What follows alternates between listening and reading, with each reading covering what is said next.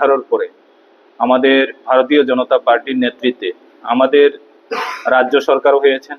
আপনারা দেখেছেন পরবর্তী সময়ে লোকসভা নির্বাচনেও আমরা জয়ী হয়েছি এবং বিভিন্ন ত্রিস্তর পঞ্চায়েত থেকে শুরু করে নগর পঞ্চায়েত থেকে শুরু করে পৌরসভা নির্বাচন থেকে শুরু করে প্রত্যেকটা নির্বাচনে ভারতীয় জনতা পার্টি বিপুল সংখ্যক জয় হওয়ার পরও আপনারা দেখেছেন রাজ্যে শান্তি শৃঙ্খলা আমরা বজায় রেখেছি।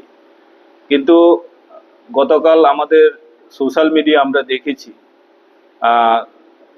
যার নেতৃত্বে ত্রিপুরা মুথা গঠন হয়েছে আমাদের মহারাজ প্রদ্যুৎ কিশোর মানিক্য দেব বর্মনের নেতৃত্বে, উনি আহ্বান করেছেন তাদের দলীয় কর্মীদেরকে যাতে সংযুক্ত রেখে রাজ্যের এডিসি এলাকায় বিপুল সংখ্যক জয় লাভ করেছে জনগণের গণদেবতাদের আশীর্বাদে।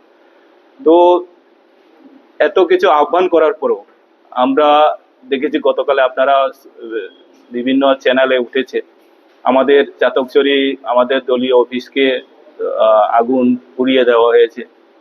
তারপরে চালদা বঙ্কুল উত্তর মনুবঙ্কুল থেকে শুরু করে মনুবঙ্কুল এলাকায় আমাদের পার্টি অফিস ব্যাপকভাবে ভাঙচুর করা হয়েছে।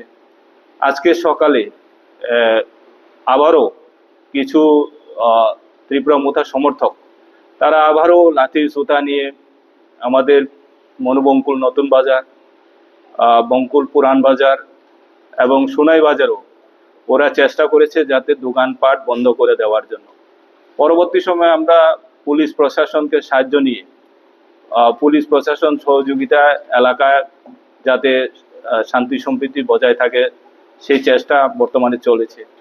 তো আমি এলাকা বিধায়ক হিসেবে আহ্বান করব যাতে সবাই মিলে আমরা চাই নির্বাচন আসবে, নির্বাচন যাবে, যাতে শান্তি সম্প্রীতি যাতে আমাদের বজায় থাকে। কারণ এই আপনারা জানেন আমাদের সাবরুম মহকুমার আমাদের প্রত্যন্ত এলাকায় আমরা বিগত সময়েও বিভিন্ন রাজ্যের বিভিন্ন সময় জুনের দাঙ্গা থেকে শুরু করে আমাদের এই সাবরুম প্রত্যন্ত এলাকায় এখানে আমাদের কি জনজাতি কি বাঙালি আমরা সবাই মিলে একসঙ্গে বসবাস করে এসেছি। কোনো সময় এরকম রাজনৈতিক সন্ত্রাস আমরা দেখতে পাইনি। ইদানিং মধ্যে আমরা গতকাল থেকে যেভাবে সন্ত্রাস দেখতে পাই, তো প্রশাসনকেও বলেছি। তো আমি আপনাদের মাধ্যমে আহ্বান করতে চাই যাতে শান্তি সম্প্রীতি সবাই যাতে বজায় রাখে। মনুবঙ্কুল একটি এডুকেশনাল হাব, এখানে ধর্মদেবা ইউনিভার্সিটি, ধর্মদেবা স্কুল